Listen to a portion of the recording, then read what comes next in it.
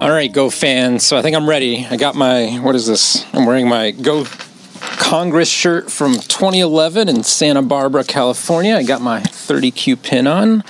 I got my kombucha. I think we're ready to review another one of my recent Go Congress games. And this game is very special in multiple ways for me because in one way, I think it's perhaps one of the most perfect games I've ever played, at least according to the AI. And I'm here on AI Sensei, and you can't really see it because my head's too fat. But there is a slider down here. And, oh, head too fat. Right there, it says Ford on. And basically mistakes for either player are marked in these red marks over here. And if I slide it down just to the 2-don level, if I'm just having it evaluate at 2-don level, you'll see that on the black side of this board, there are no red mistakes. And I am black, by the way. I should make that clear. I am black. Which means, at the 2-don level, I think it's fair to consider this a perfect game. Now, I'm above 2-don, so that's, it's a little dubious. But still, have you ever played a game of Go and put it into the AI, and the AI just loved every one of your moves? I would bet $1,000 that no one watching this video has ever had that experience. It's just astronomically difficult to do. If you are, maybe a top level pro, maybe you can, easily pull off games with no 2-don mistakes, or even 5-don, or even 6-don mistakes. But as the slider goes up, it gets nitpickier and nitpickier, and it's very difficult to pull that off. So, anyway, I want to celebrate this with you as my my most perfect game. And it happened during round 1 of the US Go Congress here just 2 weeks ago. I was playing Chris Kirshner, who also lives in Seattle. Here's a picture of him. Chris is a legend in the Go communities, particularly in West Coast Go. He is responsible for being a director of the Seattle Go Center on the AG Board of Directors. This man has done tremendous things for Go behind the scenes. Even if you don't know his name, he is active on almost every U.S. Go Congress and major tournaments. Chris is an organizational tour de force. And he also, if you get to know him a little bit, you realize he also has this pretty wicked, but also very dry sense of humor where it takes you a second to realize, oh, he's that's a joke. It's that kind of dry, but it's pretty wicked. Anyway, Chris is just a wonderful human being and such a valued member of our Go community. He was a longtime 4-don, and unfortunately, as COVID goes on and people get older and also other things take up more responsibilities in our lives, I think his skills have dulled a little bit down from that 4-don level. But nonetheless, we got matched up in the first round and got to play a really memorable game. And particularly, what a great way for me to start the tournament by playing this game with 0 mistakes. And so I'm really excited to show you this today. I hope you come along. Also, I'm still wearing the sunglasses because my glasses are still broken and I still don't have new ones yet. So this is what we get. We get this, unfortunately, while very cool and handsome looking Nick, not very personal, connecting, communicative Nick. So I don't know. Hopefully they'll come back. So we'll get some soon. All right, I'm going to slide this back up to about the 4-don level on the slider. We are on AI Sensei. This review is on the pro level of AI Sensei at 10,000 playouts. I really enjoy this platform. And it's also just fun to use the problem feature where it will just go through your games and select problems that you've encountered in your games and present them to you as a book of problems of mistakes that you made during your games. Really awesome feature. Okay. Anyway, in this game, like I said, I'm black and Chris is white. Also, I'm going to turn off the show next move suggestions just to keep the board looking a little clean. And for this tournament, I kind of decided beforehand, I really like to, I've been playing a lot of cross games. And so I was going to try to play a cross game basically whenever I could as black. And my opponent, Chris, gives me that opportunity. And the AI certainly likes white by a fraction of a point here at the beginning, as this AI tends to do. But you'll see how it goes. All right, my opponent approaches me, and I get to start in 3 corners. Great. Instead of following up in the lower left, my opponent takes the top right. Not my style, but, playable. Not a real mistake by any means. My opponent approaches me, I approach my opponent. And we're having something kind of like a Shusaku game, the 1-3-5 Shusaku style opening, which if you studied your 19th century Go, and particularly the games of Shusaku, you would see this type of opening very often. Now, the stones aren't quite in what the placement that you'd expect. Shusaku played a lot more 4-3 than 4-4 for starters.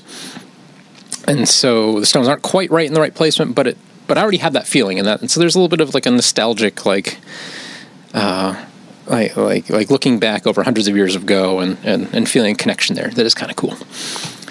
All right. Chris pincers me, which is reasonable.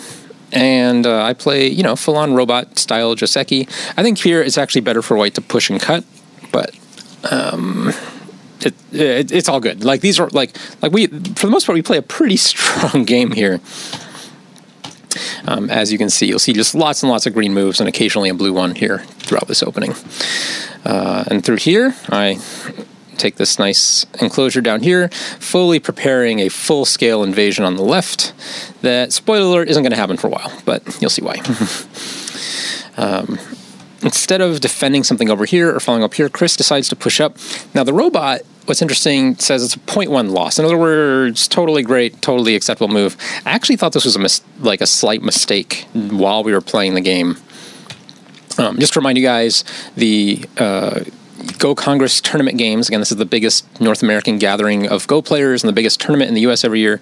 The time settings for this game are 90 minutes per side, so that's a lot of thinking time. So games tend to last around 3 hours if they play fully out, and there's 5 30-second Byoyomi periods for each player. All right, so he just keeps pushing, and you can see all these moves are basically forced. They're all AI moves, blue moves.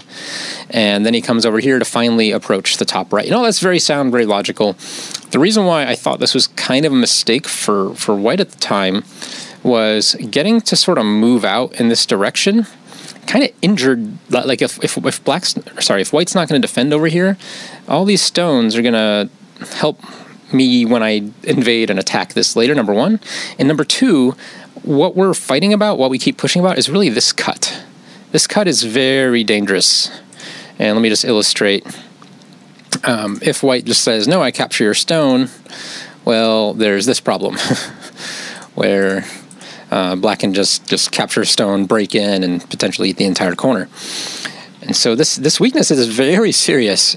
And I want you to keep that in mind as we look through these opening moves, because that's the lens that this game is being played through. The whole opening is kind of about this cut and how it gets used. And you're going to see it get fixed and unfixed a couple times here in the next, 50, 80 moves, however long that goes on for. So even though it's not a good move for black to cut right away, because, white will just connect here, and, if you try to run out, like these two stones can manage, this cut is the game. Okay? At least it's the game that I'm thinking about, and I think Chris is thinking a lot about too. If you don't think about your game, that's okay. Well, if you don't think about your game like that, that's okay. You don't want to be hyper focused on anything, but you have to let this cut occupy some amount of your brain space.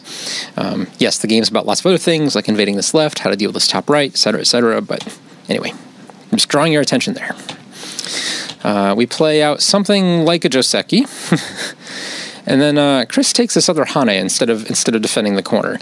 And I think this all goes back to there's a cut here, right? And so he's trying to fix this naturally while gaining territory so he doesn't have to worry about it. And it's a minor loss. I don't respond with the best move. I believe the best move actually is just to double Hane and just keep the pressure on, just try to keep him over concentrated and take the bottom right. But I decide it's best to throw this cutting stone here. And there's a little bit of a misplay. Chris gets a little bit greedy. This is all forced, like this is all fine. But instead of playing here to make a large, hard fighting sequence, Chris makes this compromise variation. You can see this is the first real mistake of the game. And again, I would be tempted to play here too, right? Because I still have my eye on this cut. I don't want this area to have exposed weaknesses. And so the tendency to block here is very, very natural. If instead white plays here, you can see that this fight you know, in theory, white should also get this move. AI says this play here. It says this is more or less settled. It actually works significantly better for white, just because black doesn't really have time to do anything else. I guess, well, I shouldn't say that. Black can turn here and then really fight for this, but then white gets compensation in the corner. There's just a lot of variation, and it's a hard read. And I don't really blame Chris for trying to simplify the game here, which it does do. The problem is, I think he might have even misread. He might think he's entitled to the corner after this move, which he's not quite. It's a choice. It's a choice. We have to talk about it at least. So anyway, to this point, because of this 4-point loss, I'd already had amassed a little bit of an advantage just from the opening, just fractional points. But after this is a pretty big loss, and right now the AI is showing a 7-point lead for black. So able to have already overcome Comey. Chris asks to compromise, and I say sure, but there's a choice here, basically, right? White can either have the corner or have these stones. And when he asks the question, I say, no, I want the corner. He takes the stones. I get a little bit of Aji in here, finish out the rest of the Joseki, and fix. And this move, when I was reviewing the game with him after the game, I identified this as the first, like, really big loss. It turns out not extending there was a bigger loss. But I thought this was just too big of a loss because right now everything is pretty settled. Like, black has the corner, white has this. The cut's not really an issue right now. And so basically it's just these 3 black stones and these 3 white stones. In other words, 12 points. Whoever plays the next move there will get 3 captures plus 3 points. So if I play there, I get 6 points. If Chris plays there, 6 points. That's how it becomes a 12-point move. And it doesn't really have a whole lot of other global strategic meaning yet. I mean, 12 points is 12 points, but taking this off the board right now doesn't really change the state of anything else on the board. It's just 12 points. And so after the game, Chris and I talked about this, and he totally regretted playing here. I actually thought it'd be a bigger loss than 3 points, but according to the AI, right, and this is my inference, that a move anywhere on the board right now is worth 15 points. Right, this is clearly about a 12-point move, and it's a 3-point loss. So any move, any of the good moves, quote unquote, according to the AI, is worth about 15 points. And so it's just too small. The temperature of the board has not come down to 12-point moves. We're still playing 15-point moves, at least according to the AI. So Chris takes that, and I'm very happy. I feel like, okay, this game is going great.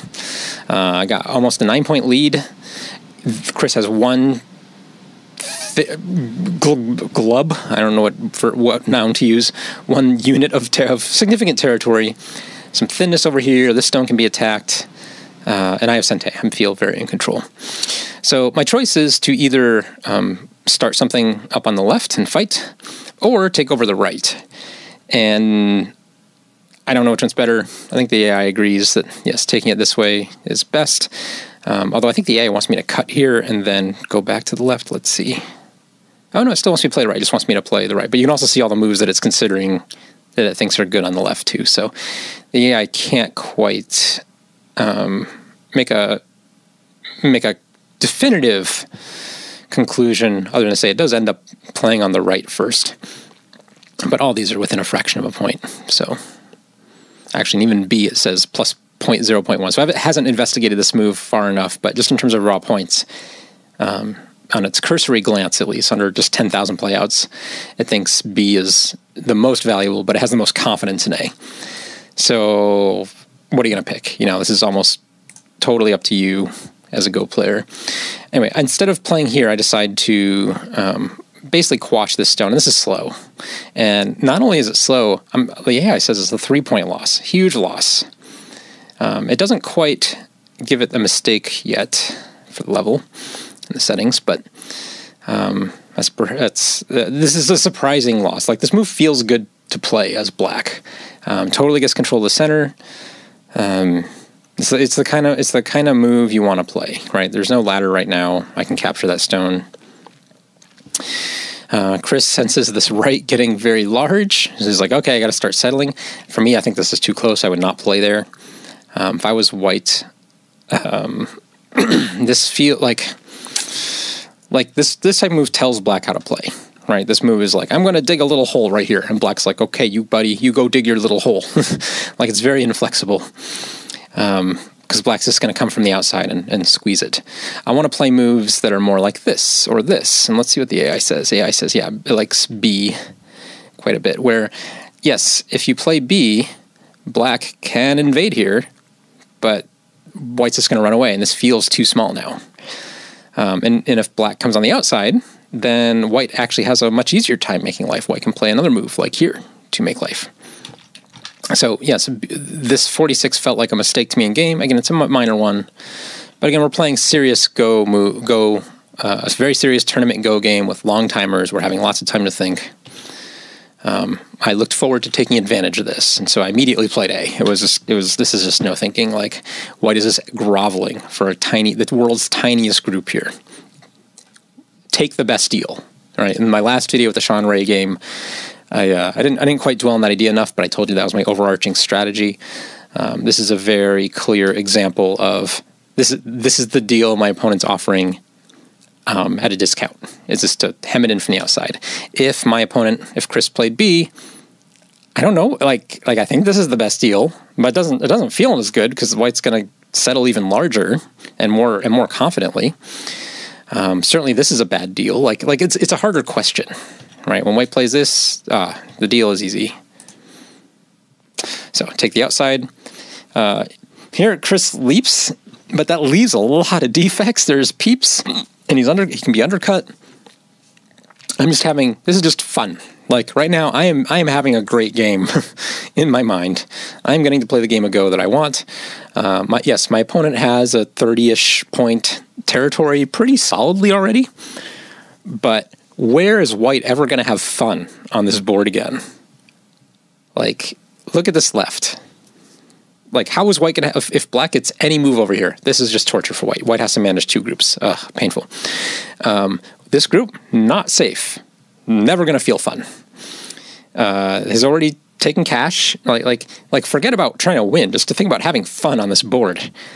And oh man, these weaknesses I feel, right? Go for me is very much a game about feelings, and I do not want to be split over here with two weak stones and have to manage multiple groups. Getting one stone split from a strong group, that's fine, right? I can manage one stone. Having to juggle two stones, not fun.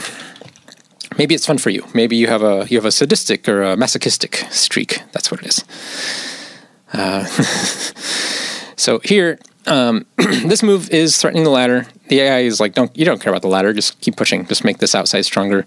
I get a little concerned about it, and so I play this move, which is definitely a mistake, but not a huge one. Not enough to register. That's what counts. Perfect game. This fixes the ladder, and it's pretty forcing.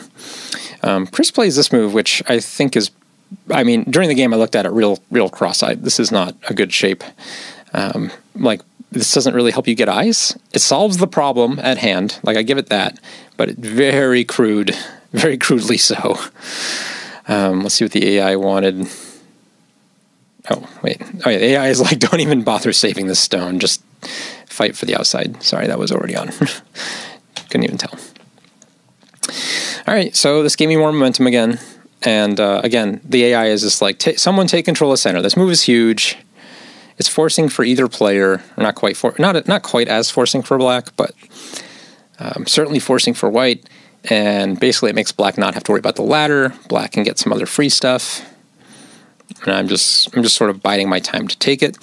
I attack. Now check this out. While this white group is struggling, look at this lower right. Just how naturally it grew into something with some large potential. Isn't that awesome?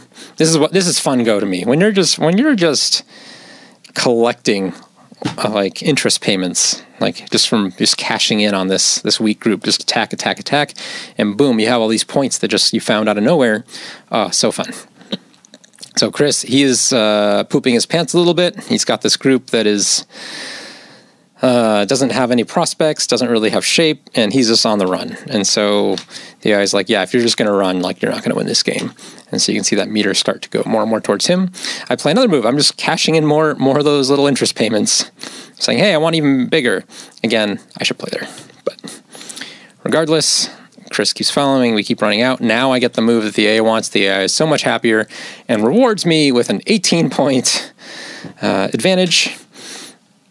Oh, particularly after Chris plays this mistake. Now, again, we kind of settled this cut for a long time. And this move calls it back into question.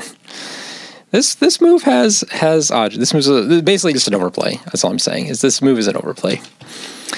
I just take that immediately, and Atari, and Chris is just defending. But you can start to see, as I get to now cover on the outside, this cut actually becomes an issue. Chris actually, I didn't realize this was the AI move. Like, I had a hard time imagining that, but this is the best move for white, which is amazing. Look at that empty triangle, and getting covered. This is an interesting mistake because it doesn't look like a mistake. This move looks like completely natural and it should be great. But black should actually push first and then come back, just to make an extra defect. Not that black can use the defect, but if you look at this exchange, this is very subtle but very interesting and very important if you want to be at high levels of Go.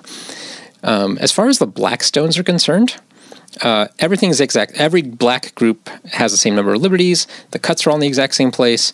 Everything is the exact same. There is no difference in terms of liberties or position to black on the outside.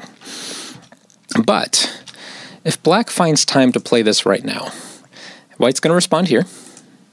I mean, white actually has a choice. Actually, the AI says... So the AI still says respond there.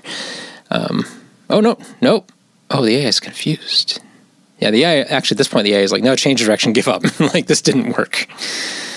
I mean, that's pretty happy for black still. Like, check out that corner. Black needs one more move to finish it off cleanly, but that's a huge corner. This large territory's all been undercut. Like black's feeling pretty good in this position as well. Okay, but let's say for a second white's going to play here, and then black plays this move anyway. So this position, compared to the one I just pointed out, black actually has the same number of cuts, the same number of liberties on every group. Everything's identical. But white, has an extra cut over here. Now, which means white still needs to fix. This seems to be the best way to fix. And black comes away with Sente, just like in the previous version where white has to fix here. But black has one extra cut here, which means later on, black can try moves like this. And this gets significantly harder for white to deal with. If white tries to push through, there's actually a potential for shorting the liberties here, depending on how this corner fight goes. And so this is the type of Dawn level move that I should be finding and playing more frequently that I missed in this game. I just couldn't figure out the timing of when to do this. But the moment you think white's going to fix, poke, leave a cut, it's still Sente, because white still needs to fix, and I have just a little bit more Aji. And the difference, according to this AI, is actually 2 points to find that Aji. Like, finding that Aji is just 2 points. Isn't that amazing? Go is so subtle. Anyway. It's also hard to know when to do that and when you're actually using what's called Aji Keshi, when you're eating up your own Aji, when you're not using Aji the right way. But this is when you know your opponent's going to fix theirs, the best way to fix, make an extra cut. Still has to fix. Okay, so up to here, I surround the group. Like in my mind, like I can't imagine how this is a bad move. It's not. It's so natural. It's so like. Bring the hammer down, making white sweat. The AI is just like, it doesn't even care. Black is so thick. You're better off just fixing one of your own defects than pursuing this too aggressively. So during the game, like I said, I couldn't quite fathom anything else than just to like hammer this group because it's going so well. But the AI is like, if white wants to take another move to gain no points and just run out, you just let him. He's got nowhere to go. So just fix things. We've already profited a lot. Chris tries this little sequence over here. What's interesting, I back off, and I felt real bad about it. But the AI is totally like, no, just you should play here. And this is the AI move, but let's assume that this is the sequence. There's actually a sequence where it looks like white can cut through and make eyes. But the difference is that, yeah, we're going to actually just give up a stone in exchange for much more solid territory on the right. And so, if we keep playing this out, AI wants to cut here, that's fine. Wants to push here, that's also fine. Wants to fix here. It's like I have an even better wall. Granted, it's not as big. It was 2 lines over earlier. My wall's even better. I come away with Sente. And yeah, it's like I even captured a stone along the edge. And the AI gives this a much better score. And so that was 18.4 point leads if it goes that way. If I play it this way, this very passive way, let's see. Yeah, it goes down about under 15 points. And I even like at this point, this was the worst feeling move to me in the game. Like during the game, as far as mistakes that I made that made me feel the worst, it was playing this. It just feels so bad. And I really shouldn't. Like, I don't really care if these stones survive. I'm gonna get something regardless. It takes white a lot of tempo or even gote moves to make something here.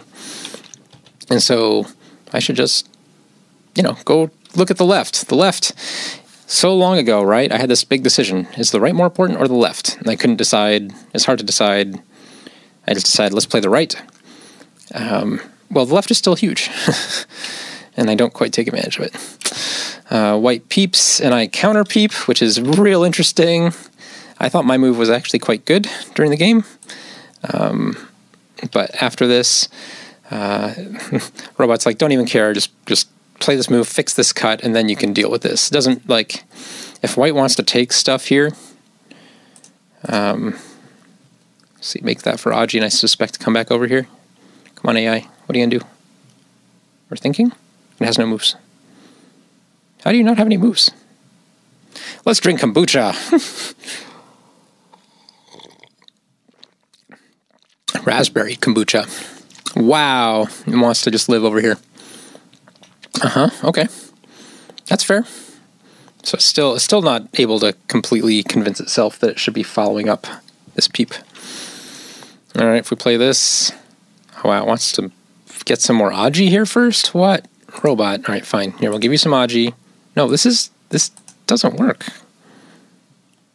Are you done thinking about this? Like, what do you do? Robot. Robot's having an aneurysm. What do we do?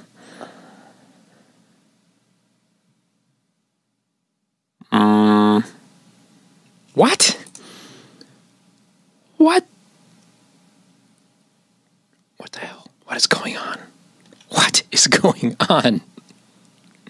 This is the best move?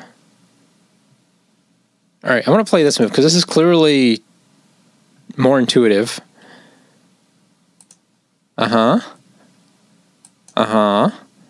What? Did the robot break? Is it breaking in the face of my perfect game?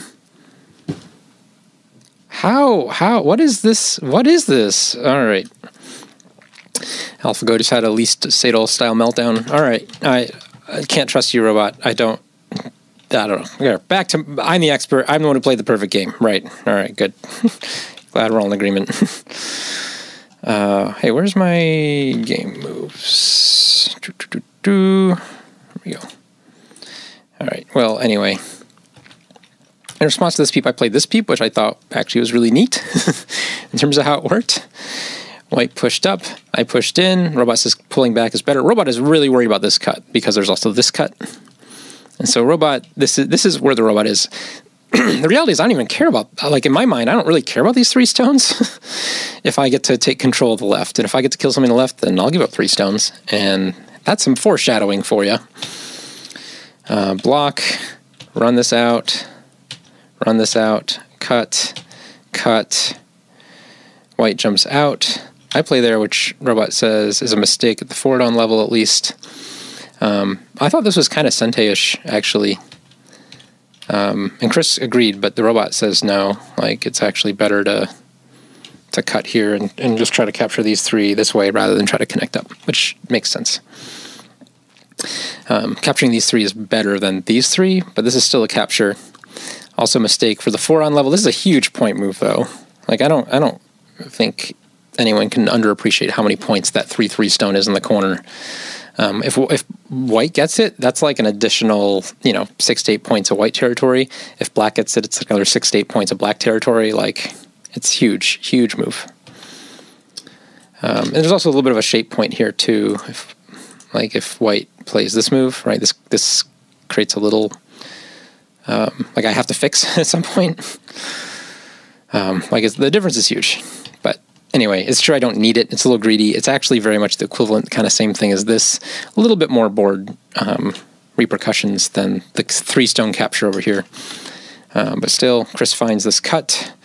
And I'm like barely committed to saving these stones, so I give it a little bit of a college try, but I'm so much more interested now in, I have some cash over here. This is not small. Like this cash and this cash is not quite as big as this whole thing, but isn't that far away either. Now this giant wall and a corner and another corner down here to make use of. And so in my mind, like, this is an easy game at this point. Like, this is really hard for white to do anything. The AI is only giving me a 13.8 point lead. Again, that's after Comey, so it's more like a 20 point lead on the board, which is huge. Like that's a huge margin. But in my head, like it's already bigger than that. like my head is so big with territory and dreams of giant moyos turning into points that I can't imagine this is a close game, and I feel incredibly confident. This was such a good confidence building game for the rest of the week. Chris tries his cross cut, so he tries to make a mess and stir up some trouble here. He's finally finding a cut to come after these, and I'm just like, this is too small. Like I can give you all that, and I am still just cool as a cucumber. Again, these losses are calculated for the 4-on level. If we go back down to 2-on, they all go away. Look at this. Look at this. They just become, that's not my move. They become inaccuracies at the 2-on level. All right. So anyway, I push through here. This is I should Atari first, I think, and play Driving Tsuji. This is a famous, well-known Tsuji where you're going to cut a group off, but you should make the other group close by worth more of it, right? Like there's a point you want to play, drive a stone towards that point anyway, so you get double value, right? This stone is now attacking these two, and it's attacking these two. Double value. All right, we don't play that. I should have, whoops, is this the game? Oh, this is the game. Game? Why are you stuck? You're just thinking, okay. There we go. Okay. Chris plays this cut, which is, again, another overplay. It lets me it just solves a lot of my problems for me. As you can see, he's now forced to come up here. I get another force move. I got a nice bamboo joint here. I get a free Atari. At this point, he should absolutely play this and change direction. Like, these 3 stones don't really matter. If he wants the bottom, he says they matter because he's going to attack them. And I go, that's great. I'm now going to take the bottom. And this is unfortunate. Look, I play this move anyway, right? I play this Driving Tsuji. But man, wouldn't it have been nice to already have that exchange, right? So I could just capture an extra stone and be extra solid that way. But I don't. And I think, yeah, that's at this point, Chris resigns. He, it's only, what is it? Oh, at this point, the AI says it's a 30 point lead on the board. But it is so hard. It is so hard to bring yourself to fight, to overcome a 30-point lead when you just feel like you have nothing. Like after this move, I mean, sure, maybe white can live down here. It looks actually kind of co-ish with as strong as black is. Let's see what the AI says. Here, gonna take your time, AI. All right, you do you. Like maybe white can live here in the corner in Gote. I suspect it's still Ko. All right, it's going to play there. Is it going to be here? AI. Oh, it's going to be there. Interesting. Here? Let's just play there. Just assume that is a good move. And then here? This is really hard to live. Actually, when black owns the complete outside, yeah, you can really bully your opponent. And now white is just looking for a defect to exploit, and there just is none. Oh man, white's going all in. Here instead, yeah, this is just one eye. Yeah, so even then, living in this corner is pretty either impossible or unlikely. Black has all these outside stones. The left is in shambles. White has to work really hard to make it into something. And even if white lives in here, in Gote, in Sente, look at this chunk of territory that I'm going to get. Like, if I just wall this off, this is 30 points, easy, plus another 5 or more over here.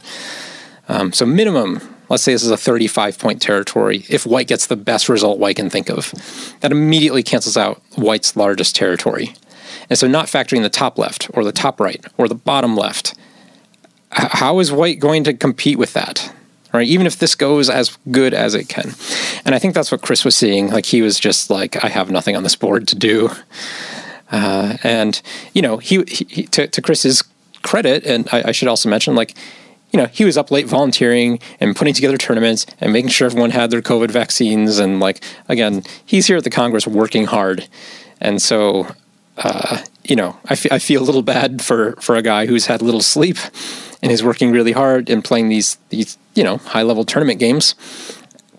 But I think he recognized that as well. So this was the first day of the U.S. Open for me, and I got to walk away from the table pretty early. This is by far my shortest game,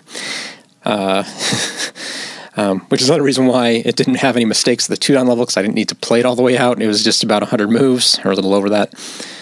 I have to get back off of, there we go. How many was it? 113 moves. There we go. And, you know, I just didn't have a whole lot of chance to make that many large mistakes because things just went so well. Between this little cut giving me lots of Aji to take the outside, and this little quasi mistake here where I got to control the rest of the board, it was just really fun. It was really fun. And so, Chris, I don't think you're watching this. I think you're too busy of a guy to be on YouTube. But if you are, thank you so much for the game. It's always great playing against you. We haven't played together in a few years, certainly since way before COVID. And so I really enjoyed the game. I'm sorry we didn't get to play it all the way out, but at the same time, it was a really good game. It was a really great experience for me, and so I hope the same of you. So, okay. Hope you guys are enjoying these. Again, I'm sorry about the sunglasses. They're actually really tiring out my face and just makes nighttime a real interesting adventure, walking or driving around. Hopefully I'll get my new glasses in soon. I paid for the expedited shipping. And, yep, it is what it is. So keep on going, and we'll see you next time.